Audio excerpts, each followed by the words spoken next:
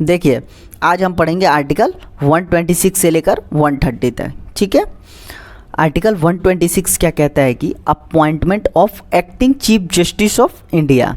ठीक है, इसमें कहता है कि chief justice of India is not available और unable to fulfil their duties. मतलब कि जो हमारे चीफ जस्टिस ऑफ इंडिया हैं वो अवेलेबल नहीं रहते हैं या फिर अपने ड्यूटी को अच्छे से फुलफ़िल नहीं कर पाते हैं, अपने काम को अच्छे से नहीं कर पाते हैं। तो so to follow the duties of the office our president can appoint another जज फ्रॉम द कोर्ट। ठीक है, इसमें कहता है कि जो हमारे प्रेसिडेंट हैं वो दूसरे जज को अपॉइंट करेंगे। ठीक है, फॉर द ऑफिस अच्छे से संभाल पाए और ड्यूटी को अच्छे से फुलफिल कर पाए। ठीक है, उसको हम क्या कहेंगे, appointment of acting chief justice of India. ठीक है, होप कि आपको आर्टिकल 126 अच्छे से समझ आई होगी। अब हम चलते हैं आर्टिकल 127 की तरफ। ठीक है, आर्टिकल 127 कहता है कि अपॉइंटमेंट ऑफ एडी होक जज। इसमें कहता है कि जो हमारे सुप्रीम कोर्ट के जज होते हैं उनको बहुत सारा केसेस को टाइम पे जजमेंट देना होता है, बट वो टाइम पे नहीं जजमेंट दे पाते हैं, तो वो हाई कोर्ट के जज को अपॉइंट करते हैं, उनको बुलाते हैं चीफ जस्टिस ऑफ इंडिया के रिक्वेस्ट पर। ठीक है, हाई कोर्ट के जज को अटेंड करते हैं सुप्रीम कोर्ट में। ठीक है, जिसको हम कहेंगे एडी होक जज। ठीक है, इसमें कहता है कि prior concern of the president and chief justice of India.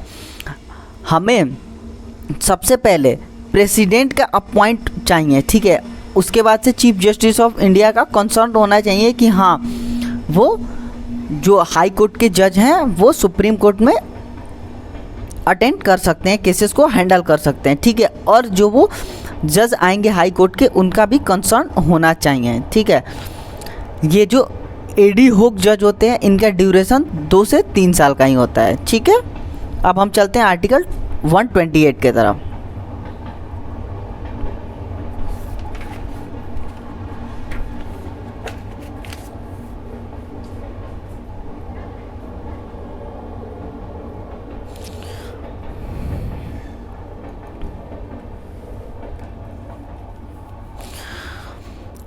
Article 128 कहता है कि अटेंडेंस ऑफ रिटायर जज इन सीटिंग ऑफ सुप्रीम कोर्ट।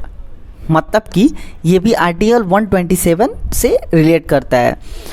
जैसे हम उसमें हाई कोर्ट के जज को बुलाते हैं, अपॉइंट करते हैं, जिसको हम एडी होक जज कहते हैं, वैसे ही इसमें हम रिटायर जज को बुलाते हैं। ठीक है, केस को हैंडल करने के लिए बहुत सारा केसेस हो जाते हैं। तो ठीक है, इसमें भी वही है, अपॉइंट ऑफ रिटायर जज request chief justice of India. ठीक है, सेम प्रोसीजर इसमें भी है, वैसे ही हमें प्रेसिडेंट से भी परमिशन लेनी होगी और जो इसमें रिटायर जज हैं उनकी भी परमिशन लेंगे और इनको भी वही फैसिलिटी प्रोवाइड होगी एक रिटायर जज को जो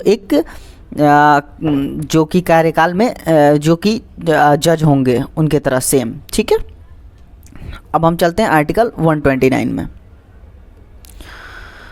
आर्टिकल 129 कहता है कि कोर्ट ऑफ रिकॉर्ड, मतलब कोर्ट ऑफ रिकॉर्ड के बारे में बताता है। इसमें ये कहता है कि जो हमारा सुप्रीम कोर्ट होता है वो कोई भी जजमेंट देता है तो उसका एक रिकॉर्ड अपने पास रखता है। ठीक है, कि अगर इन फ्यूचर कोई प्रॉब्लम होता है उसके से रिलेटेड या उसके से रिलेटेड कुछ एविडेंस का ज़रूरत पड़ता है तो उस चीज़ों को वहाँ दे सके। ठीक है, तो इसमें है या प्रूफ दिखा सके।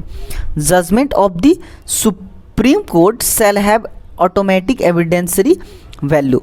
मतलब कि जो सुप्रीम कोर्ट का जजमेंट होता है वो अपने आप में एक एविडेंस वैल्यू माना जाता है। ठीक है, होप कि आर्टिकल 129 भी आपको अच्छे से समझ आई होगी। अब हम चलते हैं आर्टिकल 30 की तरफ, 130 की तरफ सॉरी। देखिए अब हम पढ़ेंगे आर्टिकल 130। इसमें कहता है कि सीट ऑफ सुप्रीम कोर्ट। ठीक है, the supreme court shall sit in Delhi. Supreme court कहाँ लोकेटेड है, तो दिल्ली में है। ठीक है, और in such other places or place as the chief justice of India may with the approval of the president from time to time appoint. इसमें ये कहता है कि अगर हमें सुप्रीम कोर्ट को कहीं और लोकेट करने का ज़रूरत पड़े तो हम कर सकते हैं। चीफ जस्टिस ऑफ इंडिया के को लगता है, अगर चीफ जस्टिस ऑफ इंडिया को अगर लगता है कि कहीं और उसको लोकेट करने का ज़रूरत है तो वहाँ कर सकते हैं, वो प्रेसिडेंट के अप्रूवल से।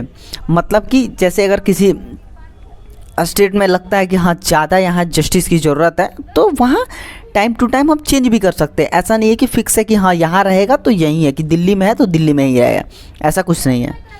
ठीक है, होप कि आपको ये पांचों आर्टिकल अच्छे से समझ आई होगी। धन्यवाद।